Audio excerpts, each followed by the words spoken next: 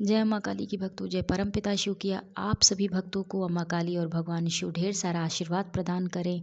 सावन के इस पवित्र माह में भगवान भोलेनाथ आप सभी की मनोकामनाएं पूर्ण करें और सदैव रक्षा करें। भक्तों, भगवान भोलेनाथ, शिव, शंकर, शंभु, महादेव और न जाने कितने नामों से हम अपने जगत पिता परम पिता का नाम लेते हैं और उनकी ऊर्जा, उनका आशीर्वाद, शिव तत्व प्राप्त करने के लिए रात दिन उनका नाम जपते रहते हैं, रटते रहते हैं। लेकिन क्यों? कौन है शिव? चलिए इस विषय को आगे बढ़ाते हैं और आपको कुछ महत्वपूर्ण बातें जगत पिता परम पिता के बारे में बताते हैं। भक्तों, मानव शरीर एक ही है, फिर भी यह अपनी प्रकृति और बनावट में बहुत अलग है, विविध है। विविधता में यह एकता पूरी सृष्टि में भी यह स्पष्ट है। पूरी सृष्टि, सूर्य, चंद्रमा, तारे, वायु, बादल, जल, पृथ्वी एक ही पदार्थ से बनी है। सब कुछ एक ही चीज़ से बना है। उस एक चीज़ को शिव कहते हैं, जगत पिता कहते हैं। शिव तत्व के बारे में बात करना बहुत मुश्किल है भक्तों, क्योंकि इसे केवल महसूस किया जा सकता है।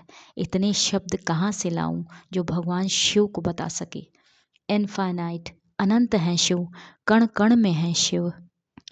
पुरुष और प्रकृति से ये सारा जगत चलायमान है, जिसमें पुरुष हमारे महादेव शांत चित्त, मंद मुस्कान लिए हुए अपार धैर्य के स्वामी हैं और प्रकृति चंचला हैं जो हमारी माता हैं। भक्तों, शिव के जितने करीब आप जाएंगे, उन्हें जानने की कोशिश करेंगे, ये सोचेंगे कि क्या शिव कोई है, क्या वे किसी रूप में किसी स्थान पर बैठे हुए हैं? तो नहीं भक्तों, शिव ही संपूर्ण ब्रह्मांड है।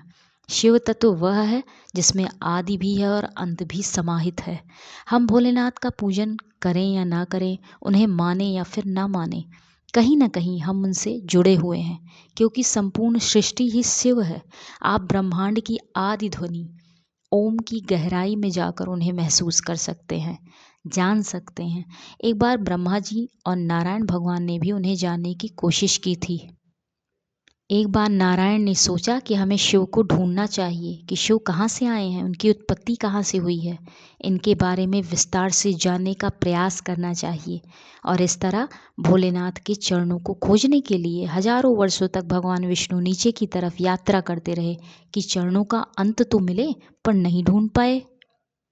ऐसे ही ब्रह्मा जी ने भी भोलेनाथ का ऊपरी भाग, उनका सिर खोजने की कोशिश की, पर ढूंढ नहीं सके। और अंत में दोनों ने ही कहा, शिव की कोई शुरुआत और अंत है ही नहीं। उनके पास न घर है, न शरीर पर एक भी आभूषण है, न वस्त्रों की चाह है, न फल न मिष्ठान की आवश्यकता है। जो मिले, जैसे मिले, जितना मिले उसे ही अर्पण करो। शिव उसमें भी बहुत खुश होने वाले परम पूज्य हैं। भक्तों, कोई ऐसा देवी देवता नहीं है जिसे किसी ने भोला कहा हो। सिर्फ शिव शंकर ही ऐसे हैं जो भोले हैं। आंख मूंद कर बिना देखे बिना सोचे किसी को भी सब कुछ देने वाले, सब कुछ प्रदान करने वाले भोलेनाथ हैं। वह एक तरफ रुद्र है, उग्र है, और दूसरे ही क्षण अपने भक्तों के लिए भोले बन जाते हैं, मासूम बन जाते हैं। वो सुंदरे सुंदरता के भगवान भी हैं और अघोर भी हैं। शिव ही सत्य है, शिव ही सुंदर हैं। भक्तों, मृत्युशैया पर लेटे हुए व्यक्ति को अमृत देने वाले भगवान शिव हैं। महामृत्युंजय मंत्र की उपज करने वाले भगवान शिव हैं, मृत्युंजय हैं। शिव शंभु को थोड़ा सा जान पाए हैं हम लोग। और आप जानते हैं कि जब हम शिव की ऊर्जा से जुड़ते हैं तो हमें कौन से 5 ऐसे रहस्य पता लगते हैं जो हमारे शरीर में प्रकट होते हैं जब हम शिव का आशीर्वाद प्राप्त कर लेते हैं। चलिए पहला रहस्य आपको बताते हैं। जब भी हम भोलेनाथ से जुड़ेंगे, उनकी ऊर्जा की ओर बढ़ेंगे, उनकी पूजा अर्चना करेंगे, भगवान भोलेनाथ हमें प्रकृति से जोड़ेंगे। भक्तों, किसी ना किसी माता, चाहे वो राधा माता हो, दुर्गा अम्मा हो, काली अम्मा हो या वैष्णो माता हो, किसी भी माता के प्रति हमारा आकर्षण जरूर बढ़ेगा, उनकी तरफ खिंचाव जरूर बढ़ेगा। चाहें या ना चाहें, सोचेंगे जरूर आप कि उनकी पूजा हमें करनी चाहिए या ये माता की पूजा हमें करनी चाहिए। क्योंकि भक्तों, भोलेनाथ और माता पार्वती यानी प्रकृति दोनों कहीं ना कहीं जुड़े हुए हैं और भोलेनाथ बाबा हमेशा पलड़ा बराबर का रखते हैं, बैलेंस बना कर रखते हैं। और माता सभी एक दूसरे से जुड़ी हुई हैं, सारी माताएं। दूसरा रहस्य भक्तों, शिव तत्व से जुड़ने पर, उनकी पूजा साधना करने पर आप में भक्तों अपने आप धैर्य की सीमा बढ़ जाएगी। कम बोलने लगेंगे आप। कोई कुछ भी कह रहा है उसे शांत कर देंगे आप अपनी बातों से। ये शिव जी की ऊर्जा का तत्व है भक्तों।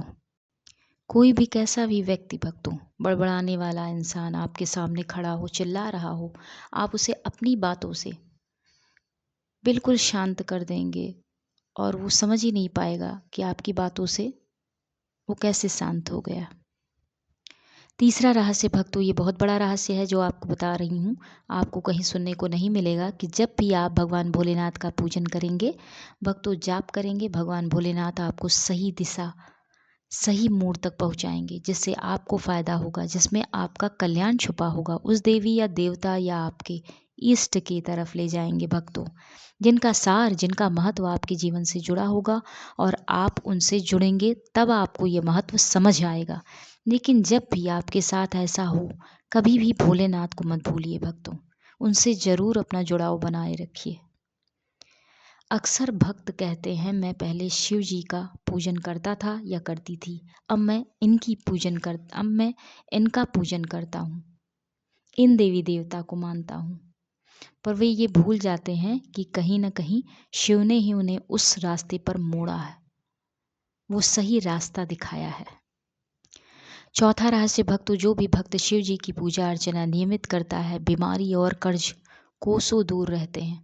शिव की पूजा करने वाला भक्त कभी भी गरीब नहीं होता भक्तों, और ना ही बीमार पड़ता है। अगर आप नियमित पूजा उनकी करते हैं और उनके नाम का एक दीपक अपने घर के मंदिर में या कहीं भी आस पड़ोस के मंदिर में जो आपके घर के पास में है, ऐसे मंदिर में दीपक जलाते हैं, तो इस ब्रह्मांड में कोई ऐसा व्यक्ति नहीं भक्तों जो आपकी रोटी छीन सके और आपकी तरक्की छीन सके। पांचवा रहस्य है भक्तों त्याग। जब भी आप शिव तत्व से जुड़ेंगे, आप में त्याग करने की क्षमता बढ़ेगी। प्रेम में आप त्याग करना सीख जाएंगे और खुश भी बहुत रहेंगे।